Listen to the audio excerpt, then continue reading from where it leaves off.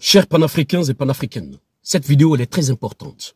On a un farfelu qui vient sur le plateau de la télévision pour soutenir l'intervention militaire de la CEDEAO au Niger. C'est un Africain. C'est des gens, c'est des ennemis de l'Afrique, ça, ce genre-là. Mes frères et sœurs, suivez-moi cette vidéo très bien. Jusqu'à la fin, on va décortiquer. Je ne vais pas lui laisser finir. Je vais lui répondre pas à pas. On va voir. Et vous, juste tout ce que je vais vous demander, c'est de partager au maximum cette vidéo. Et vous qui n'êtes pas abonnés, abonnez-vous car on a beaucoup de choses à se dire. Allez, à tout de suite. Le président du Nigeria peut contourner ça constitutionnellement. À partir du moment où il invoque un danger sur la nation, on est tous d'accord que ces coups d'État deviennent de véritables dangers sur la nation. Je vais dire d'abord une première chose. Personne n'attaque le Niger. Au contraire, on soutient la souveraineté du Niger. Les Nigériens se sont exprimés. Par millions, ont voté un président qui s'appelle Mohamed Bazoum. Il y a deux généraux. Il dit que le peuple nigérien s'est exprimé par millions qu'ils ont voté Mohamed Bazoum. Entre vous et moi, dans des pays francophones africains, qui c'est qui donne le pouvoir, si ce n'est pas la France? Même si le peuple est derrière toi, si tu n'es pas avec la France, tu ne seras jamais président dans des pays francophones africains. C'est la France qui élit les présidents dans des pays francophones africains. Le monsieur qui est au plateau de la télévision pour dire que le peuple s'est exprimé. Il n'y a jamais eu des élections libres et transparentes en Afrique. C'est seulement les marionnettes de la France qui gagnent les élections présidentielles dans des pays francophones africains. C'est pas possible. L'ennemi de l'Afrique, c'est des Africains même. Il y a beaucoup de personnes là-bas aujourd'hui au Niger qui sont malades de cancer à cause de ces exploitations minières-là. Qu'est-ce que ces Occidentaux-là ont fait pour ce pays? Qu'est-ce que la CEDEAO a fait pour cette population-là? Est-ce que pour défendre la souveraineté d'un pays, c'est comme ça pour vous? Depuis combien de temps? Continuons. Parce qu'ils sont pour l'un à la retraite et l'autre menacé de partir, mettre un pays en otage. Personne n'attaque le Niger, au contraire, on soutient le Niger. Je disais à mes amis du PDC tout à l'heure qu'après le coup d'État du 24 décembre 1989, le général Gueye a organisé un meeting au stade Fissou-Vani. On sait comment Gueye a fini. Ce coup d'État n'est pas accepté par le Niger. Et d'ailleurs, je vais vous dire, l'armée nigérienne n'est pas derrière ce coup d'État. Dès que l'opération va se préciser, vous verrez, l'armée nigérienne est une armée républicaine. Elle n'est pas derrière ce coup d'État. Personne n'attaque le Niger, au contraire. On veut que l'expression du Niger, la souveraineté du Niger... C'est pas possible. Il parle encore de la souveraineté de cet État. En plus, il incite l'armée à faire un autre coup d'État à M. Bazoum. C'est que je vais dire à l'armée nigérienne.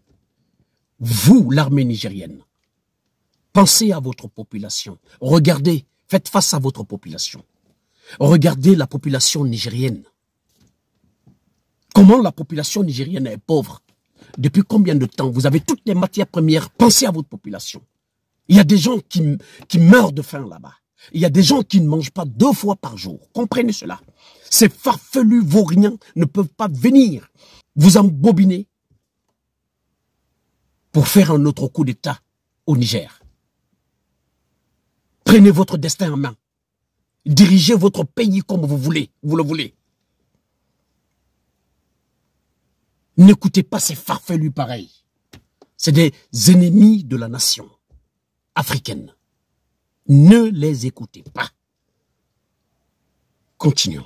Apprendre qu'au Niger, ce n'est pas 2 individus qui décident à la place d'un peuple. Un peuple s'est exprimé. Donc 2 individus ne peuvent pas. Et qu'est-ce que vous Sur répondez? l'ultimatum, je reviens. J'entends l'ultimatum, mais je prends le cas de la Côte d'Ivoire en 2011. L'ultimatum, c'était en novembre. Les premiers coups de feu ont eu en mars. L'ultimatum ne signifie pas que dès demain matin, il y a une opération. L'ultimatum signifie que dès demain matin, on passe dans une autre phase. Et cette phase, elle est très claire. C'est une phase d'ailleurs qui appuie le dialogue. Pourquoi elle appuie le dialogue? Je vous invite à lire Jean-Baptiste Durosel, Tout en plus périra. Dans le dialogue, l'intervention militaire, avant d'arriver au stade d'intervention militaire, est d'abord dissuasive. Oui, intimidation. Quand c'est d'abord dissuasif. Oui. Donc, quand on est en dialogue, on a fini la réunion des chefs d'état-major. Les plans sont prêts. Je vais venir sur les compositions tout à l'heure. Quand on passe à une seconde phase, c'est-à-dire, on va concentrer des troupes. Quand on concentre des troupes, on continue les négociations. Mais cette fois, en te disant, attention, on concentre des troupes. Quand on survole ton territoire, on déplace l'état-major vers le nord. À chaque fois, c'est du dialogue. C'est pas demain matin qu'on tombe sur les deux mais qu'est-ce que vous répondez à Chubanga, à ceux qui pensent que la CEDEAO est en train de changer de ton? Mais depuis le premier jour, là, c'est pourquoi la CEDEAO change de ton.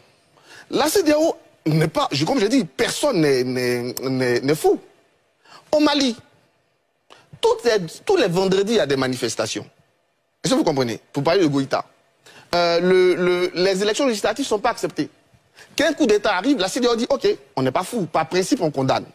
Mais le principe aussi, c'est que vous ne dirigez pas, qu'il y ait une transition. Voilà comment on accepte. Mais au Niger, il n'y a rien. Le président est élu. La croissance économique est la plus forte de l'Afrique de l'Ouest. Vous avez entendu que la croissance économique est la plus forte de l'Afrique de l'Ouest. La croissance économique est la plus forte de l'Afrique de l'Ouest. Qu'est-ce qu'on s'en fout de cette croissance économique-là? La croissance économique, vous, les dirigeants africains, si l'économie du pays est bien, c'est bien pour qui? Pour la population ou pour vous, les dirigeants? C'est bien pour vous, c'est pas pour la population. C'est bien pour vous, c'est pas pour la population. C'est ce qu'il faut comprendre. La croissance économique, on s'en fout de tout ça. Sortez-nous de cette pauvreté. La matière première nous appartient. Nous, on s'en fout de cette croissance économique-là. Nous voulons à ce que les Africains vivent mieux chez eux, dans leur continent, que nos matières premières soient transformées chez nous, que vous créez, vous construisez des raffineries. Des raffineries pour transformer nos matières premières chez nous en Afrique. C'est ce dont nous avons besoin. Nous, la croissance économique, là, ça c'est pour vous. Nous, on s'en fout de tout ça parce que l'économie, si l'économie est bien, tout cela va dans vos poches à vous. Vous, les dirigeants de l'Afrique. Nous, on s'en fout. Et la population guinéenne, et la population africaine souffre. Et la population africaine souffre. Qu'est-ce que vous voulez nous dire de la croissance économique? La croissance économique, qu'est-ce qu'on s'en fout royalement de cette croissance économique parce que ça nous apporte absolument rien. L'économie est bon ou pas, c'est toujours pareil. La population souffre. Les matières premières nous appartiennent, mais ça sert à développer d'autres continents, d'autres pays. Mes frères et sœurs, n'écoutez pas ces farfelus-là. On n'en a pas besoin de ces gens-là. L'armée qui était à moins de 11 000 hommes est passée à 50 000 hommes, avec tous les équipements possibles. Mais comment diantre on peut tolérer une telle bévue, une telle insulte, un tel mépris à l'expression de la souveraineté du peuple nigérien? Si la CEDEAO se rend complice, de cette insulte au peuple nigérien, elle est totalement décrédibilisée. Mais j'ai confiance en nos présidents. On note bien votre qui ont avis. bien donné les instructions et on va progresser. Je peux vous dire, je vais terminer la parler de l'armée. Dans ce genre d'opération, je vous explique. Le lead est confié à une armée. Quand la dernière intervention de la CEDEAO, c'était en Gambie. Le lead, en général, un pays frontalier, le Sénégal. Donc le lead est confié au Nigeria. Mais pour montrer le caractère international de l'opération, ils vont demander à certains pays de contribuer. Mais l'essentiel de la manœuvre sera réfléchi et dirigé par le Nigeria en appui avec 3 pays. La Côte d'Ivoire, dont le président a réitéré tout à l'heure l'engagement clair en faveur de la démocratie, y compris en Afrique. Le Bénin, qui ne parle même pas de tentative du coup d'État. Pour le Bénin, c'est une prise d'otage. Ils ont raison. Le pauvre Bazoum, il ne mange même pas. Il n'a pas d'eau. Mais on prend sa femme et son enfant en otage pour la simple raison que le peuple a élu. C'est ça en fait. Merci. Et le dernier point, le dernier pays qui va venir en apport, c'est le Sénégal. Okay. Donc la CEDEAO sera intransigeante, je l'espère en tout cas. Si elle veut garder le minimum de crédibilité qu'on lui donne, elle doit être intransigeante face à ces putschistes qui insultent le peuple nigérien qui s'est exprimé. Merci à Chubanga. Mes frères et sœurs, ce que je vais vous dire, cette CEDEAO, la CEDEAO a été créée le 28 mai 1975. Vous imaginez? Cela fait 48 ans. Le 28 mai 1975, cela fait 48 ans que la CEDEAO a été créée. Durant toutes ces 48 ans-là, les pays africains, nous avons toutes les matières premières pour nous développer. Nous avons toutes les matières premières pour que le peuple africain, ceux qui ne travaillent pas, vous savez, ici en France, il y a le RSA qu'on donne aux gens qui ne travaillent pas. Il y a le RSA de 400 €, de 500 €, ça dépend le nombre d'enfants que tu as. Les enfants, il y a l'argent des enfants qui tombe plus le RSA. L'État leur donne. L'Afrique, les matières premières que nous avons là, c'est ce qui a donné la force à ces pays occidentaux-là de payer leur population, même les gens qui ne travaillent pas, de leur payer 500 € par mois, de leur payer nos matières premières. C'est les matières premières-là qui leur donnent cette force-là, en fait, de payer leur population, les personnes qui ne mangent pas, qui ne travaillent pas.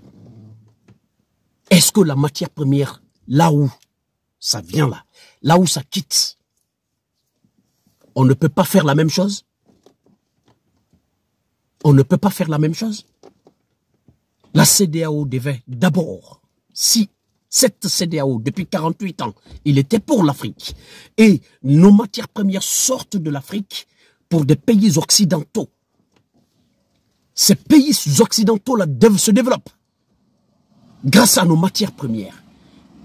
Et nous qui sommes détenteurs des matières premières, on ne fait que s'appauvrir. Il y a des familles qui ne mangent pas 2 fois par jour. Nos enfants meurent dans des Méditerranées pour traverser, pour venir en Europe ici, là. Gagner quelques miettes. Pourquoi la CEDEAO ne décide pas à ce qu'on construise les raffineries pour transformer nos matières premières d'abord? La première des choses, c'est ça. Mes frères et sœurs, cette CEDEAO est juste là pour défendre un seul maître qui est la France. Parce qu'ils ont tous été élus par cette France. Ils ne sont pas là pour l'Afrique. Ils ne sont pas là pour la souveraineté de l'Afrique. Ils sont juste là pour leur poche. Mes frères et sœurs, si on laisse la CEDEAO descendre les militaires du Niger, ils vont descendre les militaires du Mali. Ils auront encore une autre force de descendre les militaires de Burkina. Soutenons nos hommes du rang, les panafricains qui sont au pouvoir aujourd'hui dans ces 3 pays-là. Soutenons-les. Reprenons notre Afrique en main.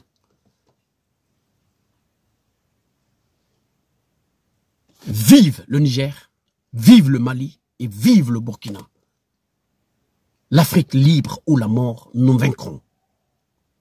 Je vous remercie.